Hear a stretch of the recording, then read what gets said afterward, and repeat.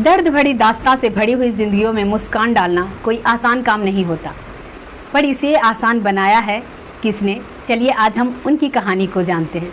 उन्होंने इस चीज़ को कैसे आसान किया, किसी को दर्द में जीते हुए देखकर उनकी ज़िंदगी में कैसे मुस्कान भरा। चलिए हम उनकी कहानी को आज जानते हैं। ये कहानी है कमलेश कुमारी पालीवाल। इस कठिन कार्य को बेहद आसानी से कर रही हैं। अशक्त बच्चों को आत्मनिर्भर बनाने का बीड़ा उठाकर कमलेश ने समाज को एक नया रास्ता दिखाया है।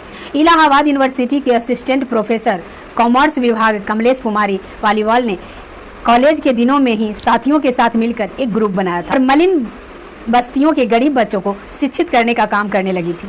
इससे पहले अपने बुलंदशहर के सतोहा गांव में कमलेश ने सांप्रदायिक दंगों के दौरान पीस प्रोग्राम भी चलाया था, जिसके लिए 1991 में उन्हें पुलिस विभाग से संभावना पुरस्कार मिला था। उसके बाद नेहरू युवा केंद्र और यूथ हॉस्टल एसोसिएशन से जुड़कर कमलेश सामाजिक कार्यों से जुड़ी रही। आज वो इलाहाबाद में मूक बधिर बच्चों पर मुस्कान लाने का कार्य कर रही हैं। 2012 में कमलेश ने चिराग हेल्प ऑर्गेनाइजेशन की शुरुआत की। यह संस्था निर्माणाधीन इमारतों में मजदूरी कर रहे परिवारों के बच्चों को शिक्षित करने के साथ साथ मूक बधिर बच्चों को शिक्षा देने और स्किल डेवलपमेंट की दिशा में कार्य कर रही हैं। अब तक 100 से अधिक बच्चे इस प्रोग्राम से लाभान्वित हो चुके हैं। मूक बधिर बच्चों की शिक्षा पर उनका ज़्यादा जोर है।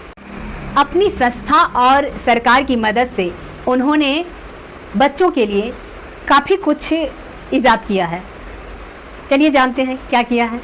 1 साल का special education programme, skill development और हॉबी क्लासेस प्रोग्राम भी चला रही हैं। इससे अशक्त बच्चे आत्मनिर्भर होकर समाज की मुख्य धारा से जुड़ सके। इतना ही नहीं, इन्होंने महिलाओं पर जो बढ़ रहे एसिड अटैक के लिए भी इन्होंने बहुत बड़ा कदम उठाया और जिसके कारण आज काफ़ी हद तक इस पर रोक लगा दी गई है। जो खुलेआम कहीं भी मिलती थी उसके लिए इन्होंने हाई कोर्ट और सुप्रीम कोर्ट तक भी गुहार लगाई है। चलिए जानते हैं कैसे किया ये संघर्ष। महिलाओं पर बढ़ते एसिड अटैक की घटनाओं से आहत कमलेश एसिड की खुली बिक्री को रोकने की अकायदा में जुट चुकी हैं। 2010 में उन्होंने मिलकर हाई कोर्ट में एसिड की खुली बिक्री के खिलाफ PIL दाखिल किया। हाई कोर्ट से सफलता मिलने के बाद वह सुप्रीम कोर्ट भी गई और खुले में बिकने वाले एसिड पर रोक भी लगाई। कमलेश कहती हैं, मेरा मकसद अक्षम बच्चों को शिक्षित और स्वरोजगार की दिशा में सक्षम बनाना है। समाज को यह समझाना चाहती हूँ कि शारीरिक रूप से असक्षम होना कोई अपराध नहीं होता। ऐसी महिलाओं के लिए आप क्या कहेंगे? क्या ये मामूली हैं? नहीं, इनमें वो जज्बा है जो आप में और हम में नहीं है। इनमें वो जज्बा है जो बहुत कम लोगों में होता है, कुछ कर गुजरने की, और अपने लिए नहीं दूसरों के लिए। ये बहुत बड़ी बात है। अपने लिए तो सब जीते हैं, दूसरों के लिए जीना बात ही कुछ और है।